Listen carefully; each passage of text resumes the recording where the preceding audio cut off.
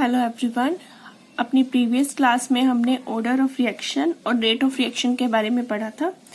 आज सबसे पहले हम उसी के न्यूमेरिकल करेंगे, जिसमें हम कैसे किसी रिएक्शन का ऑर्डर निकाल सकते हैं या रेट कांस्टेंट निकाल सकते हैं। ठीक है, तो सबसे पहले आज हम उसके न्यूमेरिकल स्टार्ट करते हैं।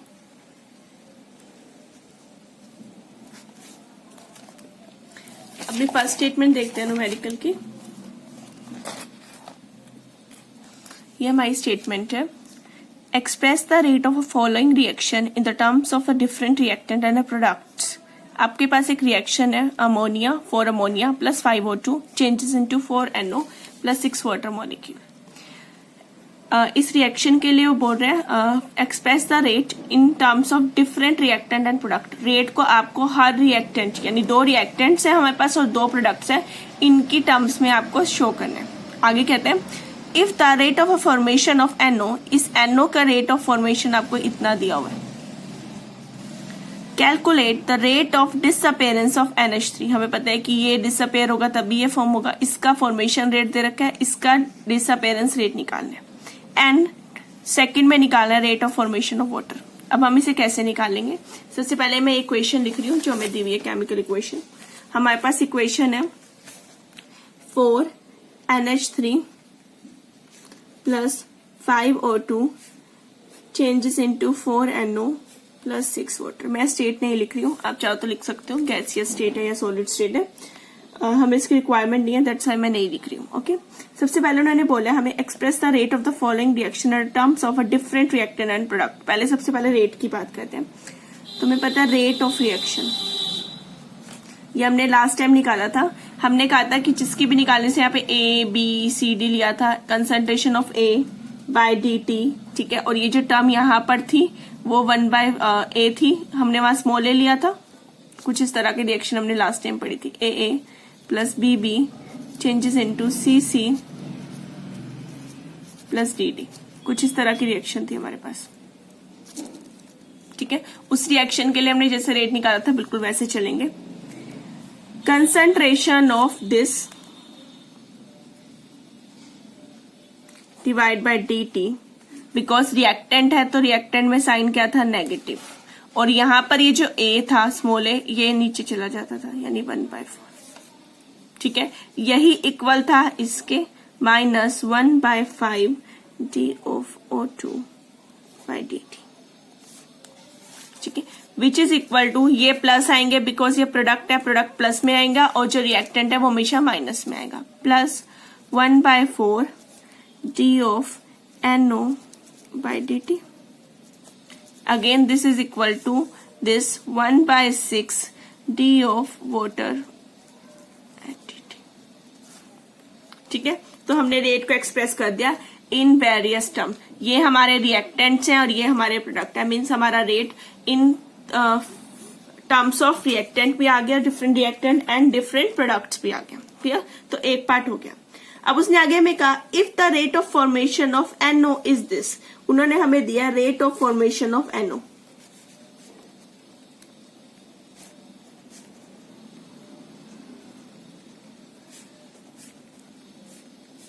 (3.6 into 10⁻³ moles per litre, litre inverse second inverse. ये हमें रेट ऑफ फॉर्मेशन दे रखे हैं किसका, NO का।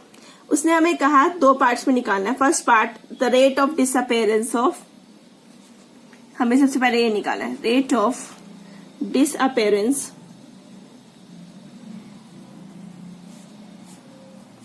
NH3 का।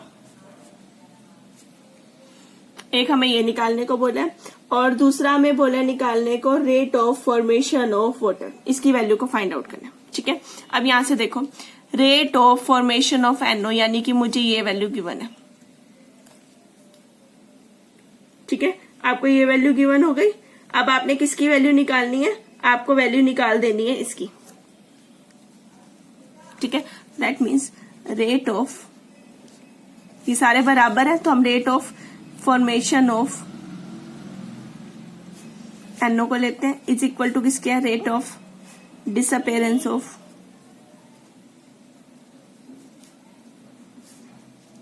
चारों बराबर है, ये इसके इक्वल है, इसके इक्वल है, इसकी वैल्यू हमें गिवन है, जिसको निकालना है उसके इक्वेट कर दो।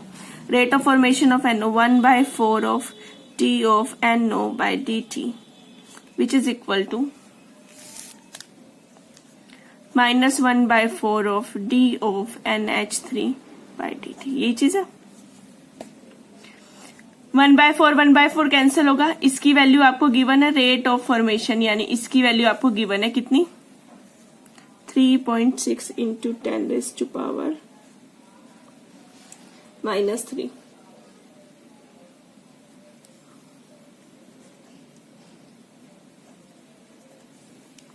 ठीक है, इज इक्वल टू दिस। अब यहां से हम ये साइन हटा रहे हैं बिकॉज यहाँ पे वर्ड आ गया डिसअपेरेंस, तो हमें साइन लगाने की जरूरत नहीं है। ये भी इक्वल हो जाएगा, that means this is equal to rate of disappearance of NH3। तो ये हमारे पास इसका डिसअपेरेंट रेट आ गया। ये नेगेटिव साइन किसके वजह से था, रिएक्टेंट की वजह से, वो हमने यहां से हटा दिया। 1/4 कैंसिल हो गया। अदरवाइज अगर यहाँ पे कोई वैल्यू होती तो ये टर्म आप इधर लेके जाते, फिर आप इसे सोल्व करते। ठीक है, जैसे हम आगे करेंगे। अब हमारे को सेकंड पार्ट में उन्होंने बोला निकालने को rate of formation of water.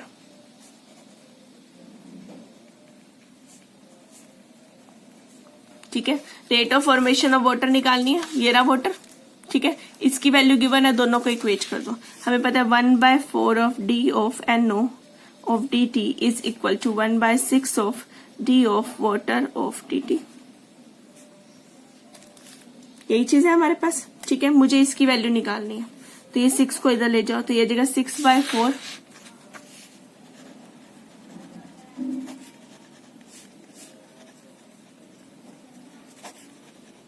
ये वैल्यू आपको कितनी गिवन है, जो आपको गिवन है वो वैल्यू यहाँ पे लिख दो आप, 6/4। NO की वैल्यू आपको क्वेश्चन में गिवन है 3.6 इंटू 10⁻³ ठीक है, और ये किसके बराबर है, this is rate of formation of water.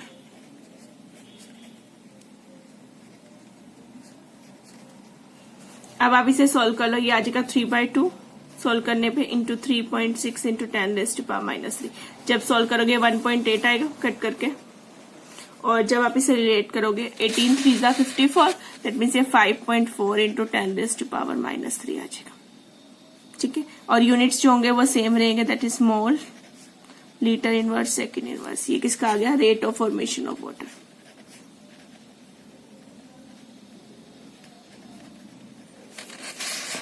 तो ये किसकी वैल्यू आ गई हमारे पास, rate of formation of water. तो एक हमारा ये आंसर आया और एक हमारा ये आंसर आया। इसके भी यूनिट्स वही है, mole, litre inverse, second inverse. Clear.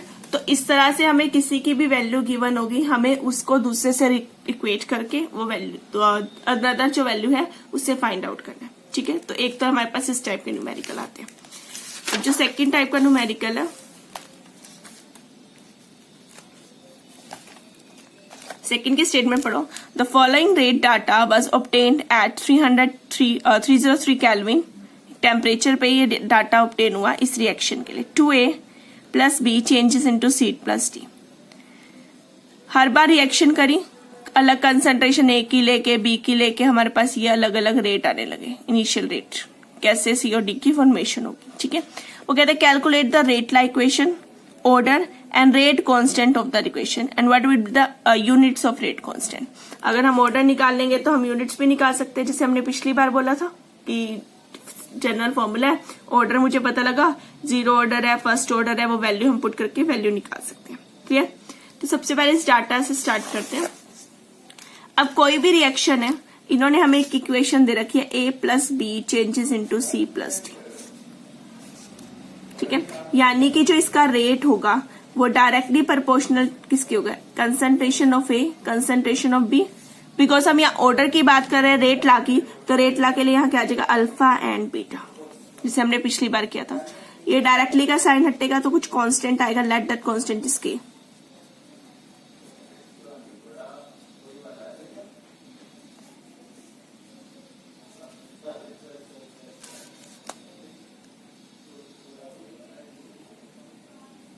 तो हमारे पास ये आ गया रेट K, A⁻α, B⁻β। ठीक है, अब हमें अलग अलग एक्सपेरिमेंट दिए हुए हैं, 4 एक्सपेरिमेंट, 1 2 3 4 चारों के लिए रेट है।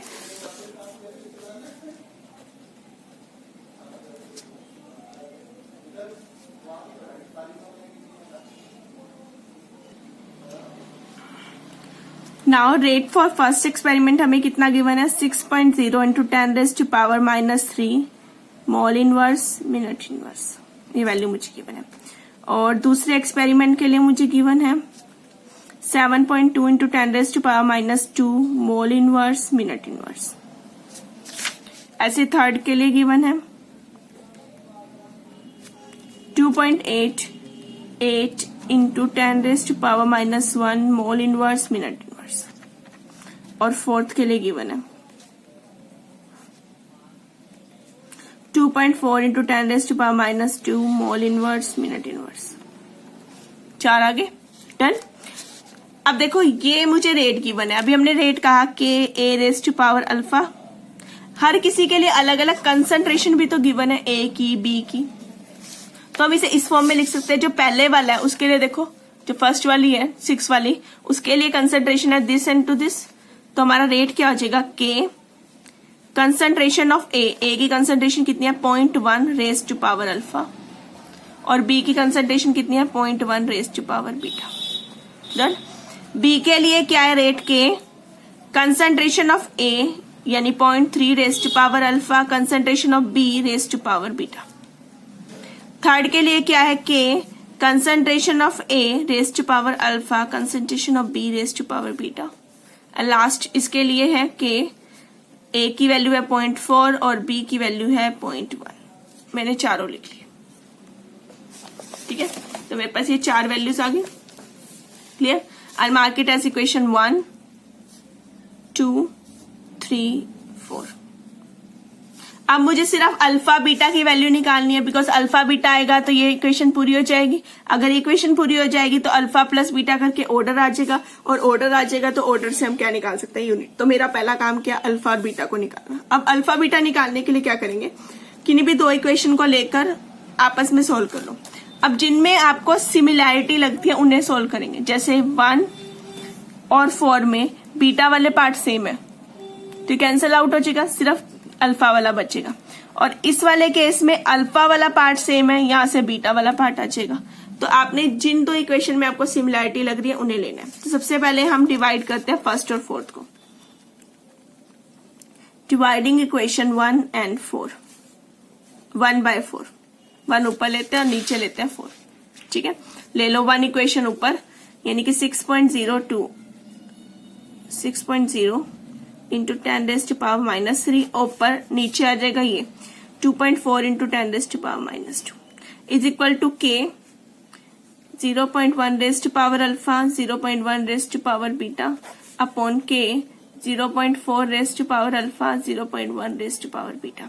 अब देखो ये और ये टर्म कैंसिल हो रही है, सिर्फ ये बचेगा, K भी कैंसिल हो रहा है, यानी आ गया 0.1/0.4 ⁻⁴ नीचे हटाओगे इसका 10 इसका 10, तो ये सोल्व करके कुछ ऐसा है 1/4 डन। अब इधर आते हैं, 6 है, यहाँ पर कितना है 24। अगर मैं इसे यहाँ एडजस्ट कर लूं तो ये 10⁻³ बन जाएगा, 24 बन जाएगा। और जब आप इसे सोल्व करोगे तो ये भी आएगा 1/4।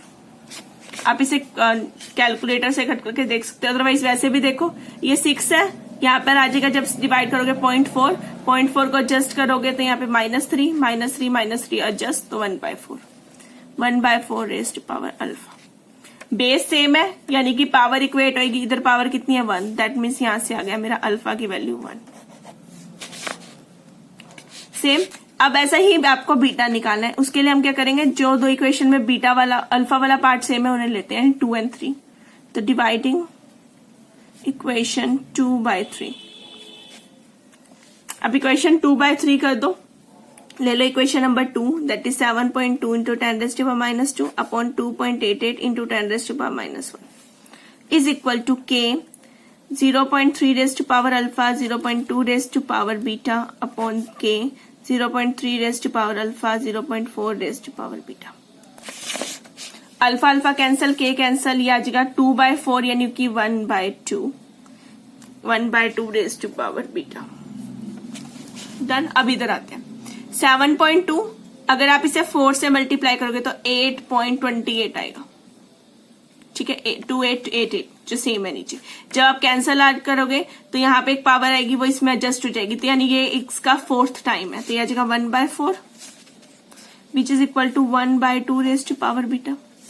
अब इक्वेट करने के लिए तो बेस सेम होना चाहिए, 2 की पावर 2 है तो मैं इसे लिख सकती हूँ 1/2 raise to power 2 is equal to 1/2 raise to power beta. अब इक्वेट कर दो क्योंकि बेस सेम हो गया, यानी कि बीटा की वैल्यू यहां से कितनी आ गई 2। अब अल्फा भी आ गया एंड बीटा भी आ गया, डन। अब निकालते हैं जो सारी चीजें हमें निकालनी है। सबसे पहले बोला है रेट ला, रेट ला यानी rate is directly proportional to था जो स्टार्टिंग में किया था, यानी k a raise to power alpha B raise to power beta. Alpha beta निकाल लिया, यहां पुट कर दो तो आ जाएगा के ए की पावर 1 और बी की पावर 2, ये मेरा आ गया रेट, डन। फिर उन्होंने बोला ऑर्डर निकालने को। अब ऑर्डर ऑफ रिएक्शन क्या होता है, अल्फा प्लस बीटा, ये मेरा ऑर्डर है, तो अल्फा यानी कि 1 प्लस बीटा यानी कि 2, यानी ऑर्डर कितना आ गया 3, डन। अब ऑर्डर 3 आ गया। अब ऑर्डर 3 निकाल लिया तो अब उसने क्या बोला हमें निकालने के लिए इसका यूनिट्स, और पहले एक रेट कांस्टेंट यानी के भी निकालना, तो के निकाल लेते हैं, यहां से के निकाल लो। के किसके बराबर रहेगा, rate divide by concentration of A raise to power alpha B raise to power beta, done. और बी की पावर कितनी है यहाँ 2, अल्फा की पावर कितनी है 1, मैंने लिखा, डन। अब इनके यूनिट्स निकालते हैं। रेट के यूनिट क्या होते हैं, रेट क्या है मोल पर लीटर, और टाइम में यानी कि मिनट इनवर्स। बिकॉज सारी इक्वेशन हमारी मिनट में थी तभी मैं मिनट ले रही हूँ, अगर सेकंड में होती तो सेकंड लेते। कंसंट्रेशन यानी कि मोल पर लीटर, और इसके क्या है मोल पर लीटर का स्क्वायर, बिकॉज 2 पावर। अब देखो 1 मोल ये रहा, 1 मोल ये रहा, 1 मोल ये रहा, ठीक है। तो नीचे 2 और 1 3 है, ऊपर 1 है, 3 में से 2 गए 1, तो यहाँ जगह मोल की पावर -2, यानी ये और ये कैंसिल, ये पावर ऊपर चलेगी। अब आओ लीटर पे, 1 पावर ये रही माइनस की, 1 पावर ये रही कैंसिल, यहां से कितनी पावर आएंगी 2 पावर, और ये माइनस में है तो ऊपर जाकर क्या हो जाएगा +2, ठीक है। और मिनट नीचे कहीं नहीं है, सिर्फ ऊपर है, तो आ जाएगा मिनट की पावर -1, ठीक है। तो इस तरह से हमने यहाँ पे क्या निकाल लिया, इसकी वैल्यू भी निकाल ली, के की वैल्यू, और यूनिट भी निकाल ली हमने किसके, रेट कांस्टेंट के लिए, किसके क्या रेट कांस्टेंट आने। ये थर्ड ऑर्डर रिएक्शन थी तो इसके जो यूनिट्स हैं वो थर्ड ऑर्डर जैसे आए हमारे, ठीक है। और अगर आपको चेक करना है कि हमारी रिएक्शन सही है या नहीं, हमने जो आंसर निकाला है वो सही आया कि नहीं, तो आप कैसे चेक करोगे, आपको अपने इक्वेशन में ए बी की वैल्यू गिवन है और रेट गिवन है, और ये फॉर्मूला आपने निकाल लिया, ठीक है। तो आपने कैसे करना है इसको, कि किसी का भी रेट, मतलब मैं पहले वाली ले रही हूँ 6.0 into 10 raise to power -3 divide by concentration of a, पहले के लिए ए है 0.1 और बी भी 0.1 है, ये रख दो। जब आप इसे सोल्व करोगे तो हमारा आंसर आ जाएगा 6.0 इंटू 10 रेज़ टू पावर 6 ही आएगा। जब आप इसे सोल्व करोगे सारी पावर कैंसिल हो जाएगी। ये इसके यूनिट आ जाएंगे मोल -2 L की पावर 2 M मिनट की पावर -1। ये तो मैंने एक से निकाला, आप दूसरे से निकालोगे तब भी के एक ही आएगा, बिकॉज के इज रेट कांस्टेंट, कांस्टेंट का मतलब जिसकी वैल्यू क्या होगी फिक्स, तो आप किसी से भी निकालो हमेशा के की वैल्यू सेम आएगी। तो आप यहाँ से अपना चेक भी कर सकते हो आंसर। ये 1 से क्या निकाला, एक्सपेरिमेंट 1 से, आप ऐसे एक्सपेरिमेंट 2 3 किसी से भी निकाल सकते हो, हमेशा वैल्यू क्या आएगी सेम। तो ये थी हमारे रेट कांस्टेंट और ऑर्डर ऑफ रिएक्शन के न्यूमेरिकल कि उन्हें हमें कैसे करना है। अब आते हैं अपने ऑर्डर्स में कि कैसे हमें किसी भी रिएक्शन के ऑर्डर निकालें। सबसे पहला जो ऑर्डर आएगा वो आएगा 0 ऑर्डर, देन हम फर्स्ट, फिर second and then third order, जो हमारे सिलेबस में उन्हें 1 बाय 1 हम सोल्व करेंगे। तो अब स्टार्ट करते हैं हम 0 ऑर्डर रिएक्शन।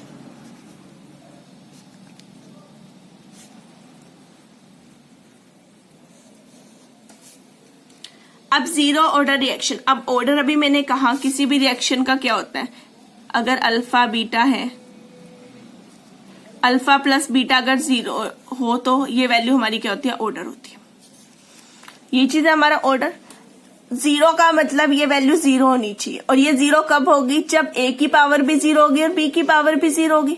और a की पावर 0 होना और b की पावर 0 होने का क्या मतलब है कि कोई भी रिएक्शन जो है हमारी, उसका रेट किसी भी रिएक्टेंट की कंसंट्रेशन पे डिपेंड नहीं कर रहा, उसे हम क्या बोलेंगे, zero order reaction. Means rate of reaction is, इन दोनों पे डिपेंड नहीं करा, यानी क्या है, independent, is independent of concentration of any of reactant, sorry concentration of all of reactant, any नहीं आएगा, ऑल ऑफ रिएक्टेंट मीन्स किसी के ऊपर भी वो रेट डिपेंड नहीं कर रहा, उसे हम बोलेंगे उसकी जीरो ऑर्डर रिएक्शन। मीन्स वो रिएक्शन क्या है, जीरो ऑर्डर, यानी उसमें अल्फा प्लस बीटा का जो सम है वो क्या आएगा, जीरो आएगा, उसे हमने क्या बोलना है, एक जीरो ऑर्डर रिएक्शन। अब एक रिएक्शन का इस तरह से हर बार डिफाइन देना है, फिर उसके कुछ एग्जाम्पल्स की बात करनी है। अब जो जीरो ऑर्डर रिएक्शन है बहुत कम है, ज्यादा नहीं है, बहुत कम रिएक्शन जीरो ऑर्डर होती है। जीरो ऑर्डर रिएक्शन में 2 टाइप की रिएक्शन आती हैं। इसमें जो फर्स्ट टाइप होता है वो होता है फोटोकेमिकल रिएक्शन। फोटोकेमिकल रिएक्शन ये हमने पहले भी पढ़ा है। फोटो वर्ड होता है लाइट का, ठीक है, और केमिकल यानी केमिकल रिएक्शन होगी ऐसी रिएक्शन जो किसकी प्रेजेंस में हो, लाइट की प्रेजेंस में। Reaction take place in presence of light. Reaction किसकी प्रेजेंस में होगी, लाइट की प्रेजेंस में, उसे हमने क्या बोलना है, उसकी फोटोकेमिकल रिएक्शन। ठीक है, जितनी भी जीरो ऑर्डर रिएक्शन होती है वो सारी क्या होती है, maximum are photochemical in nature, या कह लो जितनी भी फोटोकेमिकल रिएक्शन होती है वो जीरो ऑर्डर रिएक्शन होती है। सबसे कॉमन जो इसका एग्जाम्पल करते हैं वो होता है H2 plus Cl2 changes into 2HCl। अगर ये रिएक्शन लाइट में हो तब तो होगा कि हमारे पास H2 प्लस Cl2 से हमारे पास 2HCl बनेगा, और अगर ये रिएक्शन हमारी डार्क में होती है, मैं यहाँ लाइट ना दू, डार्कनेस है, नो लाइट, या H न्यू ना लिखो, एक ही बात है, तो यहाँ पर नो रिएक्शन, कोई भी रिएक्शन नहीं होगी, यानी ये हमारी क्या, एक फोटोकेमिकल रिएक्शन। अब इस फोटोकेमिकल रिएक्शन को हम करते कैसे हैं, हम क्या करेंगे, इसके लिए एक टब लेते हैं इस तरह से, इसके अंदर हम नीचे वाटर फिल कर देते हैं, ये आ गया मेरा वाटर। ठीक है, अब इसके अंदर हम एक ट्यूब लेंगे, इस ट्यूब के अंदर हमारा कॉम्बिनेशन होगा H2 प्लस Cl2 का। एक ट्यूब ली, भी गैस है, दोनों गैसेस फॉर्म में, ये डाल दिया। डालने के बाद आपने क्या करना है, इस ट्यूब को इसके अंदर इन्वर्ट करके रख देना।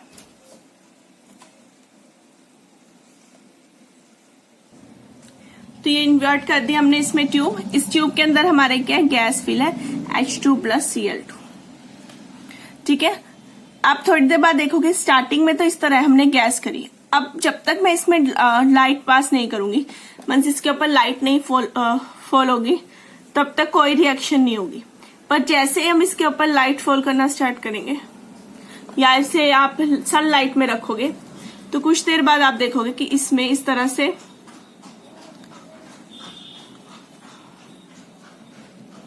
जो गैस है इसका लेवल कम हो जाएगा और यहां सोल्यूशन बनना लग जाएगा।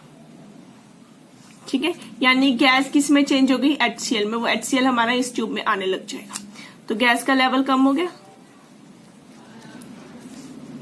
पहले गैस ज्यादा थी, कम हो गई, इसका मतलब अब हमारी रिएक्शन फॉरवर्ड डायरेक्शन में हो रही है, और ये तभी हो सकती है जब हम इसके ऊपर क्या फुल कराएंगे, लाइट।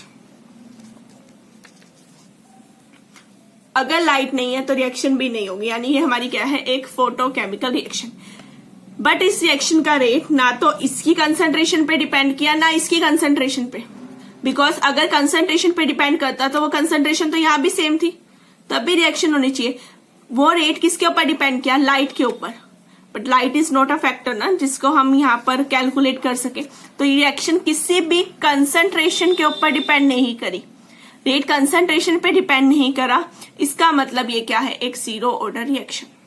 क्लियर? बिकॉज अगर कंसंट्रेशन पे डिपेंड करता तो नीचे वाले में भी रिएक्शन होनी चाहिए थी, बट लाइट के बिना वहां रिएक्शन नहीं हुई, यानी यहाँ पर जो मेजर फैक्टर है वो क्या है, लाइट का। ऐसे ही हमारे पास दूसरी रिएक्शन आती है जो होती है हीट्रोजीनियस।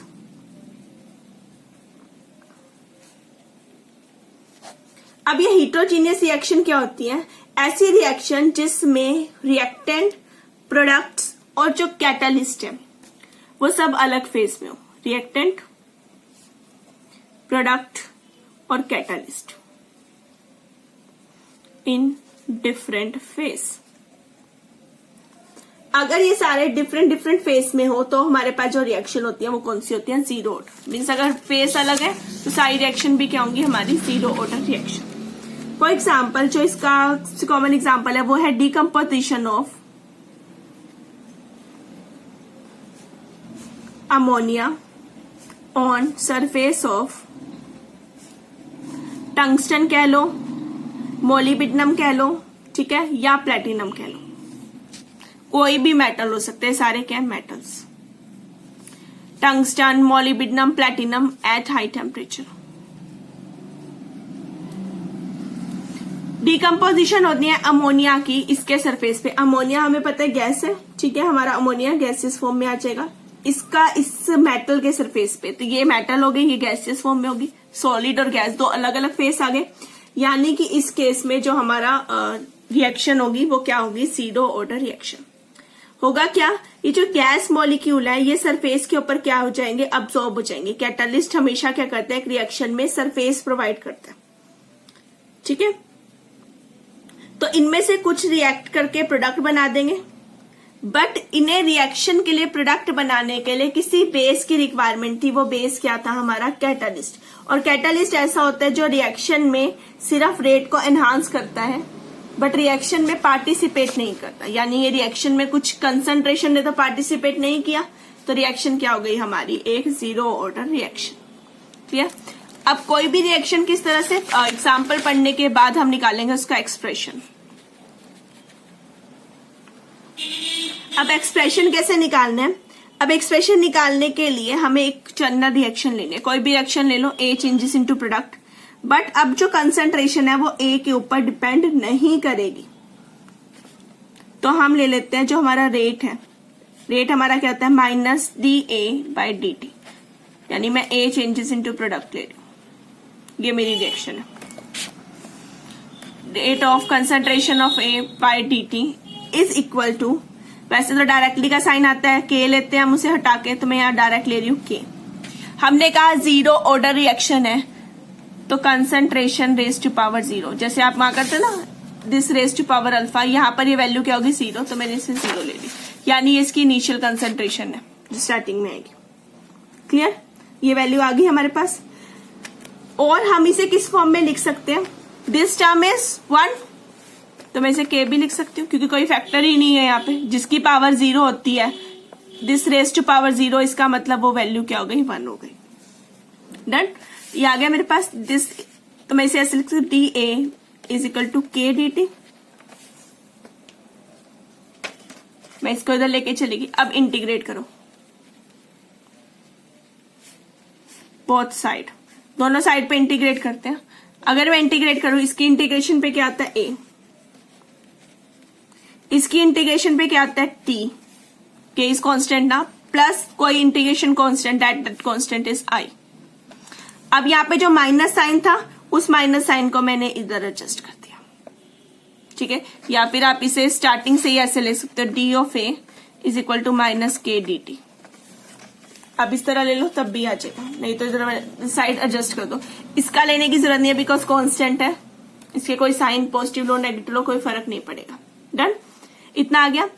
हर बार इस तरह से इक्वेशन निकालनी है, उसके बाद आपने इस आई की वैल्यू को फाइंड आउट करना है, यानी कांस्टेंट की वैल्यू। कांस्टेंट की वैल्यू फाइंड आउट करने के लिए हम क्या करेंगे, टेम्परेचर को ले लेंगे जीरो। जब टाइम जो है हमारा वो क्या होगा, जीरो। जब रिएक्शन का टाइम जीरो होगा यानी रिएक्शन स्टार्ट ही नहीं हुई, तो जो कंसंट्रेशन है वो किसके बराबर होगी, इसकी इनिशियल कंसंट्रेशन के। ये क्या है, इनिशियल कंसंट्रेशन। तो कंसंट्रेशन किसके बराबर होगी, उसकी इनिशियल कंसंट्रेशन के। तो मैं इसे इसमें पुट कर दूं,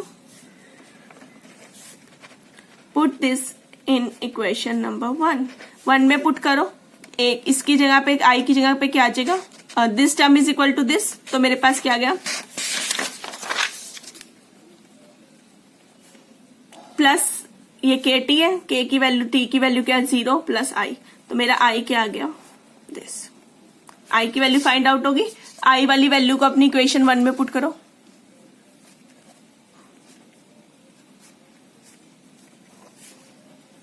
दिस इज इक्वल टू के टी प्लस आई था ना, आई की जगह दिस आ गया। डन। मुझे के निकालना है, के की वैल्यू निकालनी है, ये टर्म इधर जाएगी, this minus this upon T.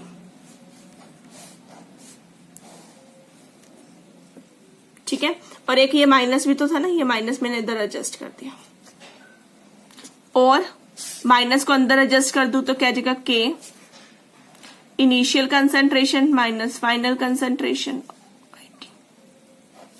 Sorry initial concentration minus जो हमारी अब कंसंट्रेशन थी वो वैल्यू, वो हमने यहाँ पे पुट कर दी, इज इक्वल टू के टी। क्लियर। तो ये आ गया मेरा expression for a zero order reaction. Clear. तो इस तरह से आपने हमेशा क्या निकालना है, किसी भी रिएक्शन के लिए उसका एक्सप्रेशन को फाइंड आउट करना। डन। अब आते हैं आगे इसकी कैरेक्टरिस्टिक्स पे।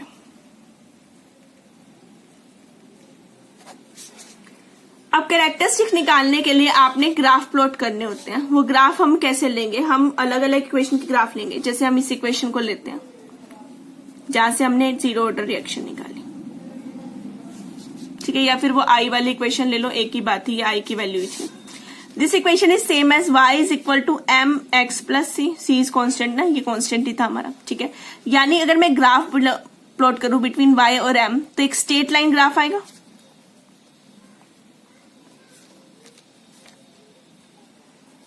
अब हम ग्राफ प्लॉट करते हैं। y एक्सिस पे मेरा क्या कंसंट्रेशन, ये कंसंट्रेशन ही तो है। x एक्सिस पे मेरा क्या है, टाइम। तो स्ट्रेट लाइन ग्राफ आने वाला। अब स्ट्रेट लाइन ग्राफ या तो ऐसे होता है या ऐसे होता है, बट इस केस में m क्या है, स्लोप, उसकी वैल्यू कितनी है, minus k, m is equal to minus k, यानी कि स्लोप। स्लोप मेरा क्या है, नेगेटिव। अगर मेरा स्लोप नेगेटिव है तो ये कैसा जाएगा, इस तरह से। और ये मेरा क्या है, इंटरसेप्ट, वो कितना होता है, ये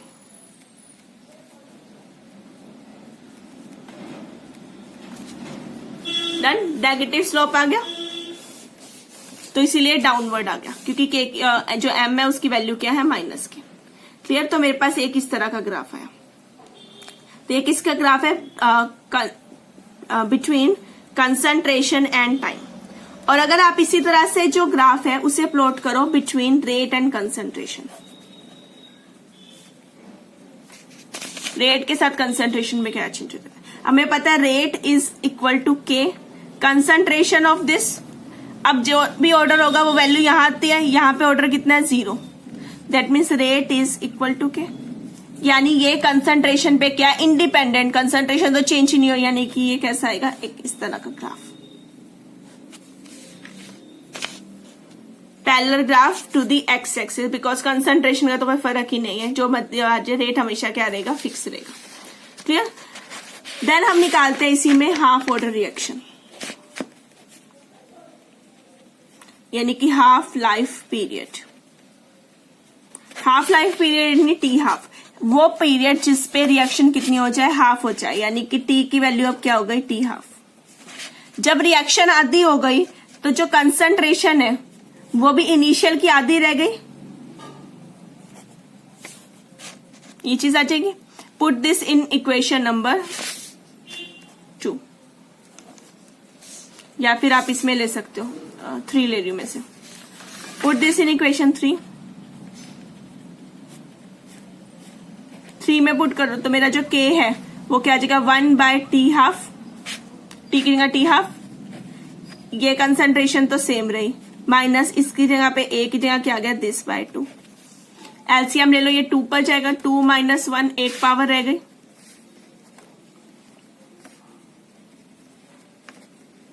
ये आ गया मेरे पास। ठीक है, मुझे हाफ लाइफ पीरियड यानी टी हाफ निकालना है, तो टी हाफ मैं इधर ले जाऊंगी, तो टी हाफ किसके बराबर आ जाएगा 1/k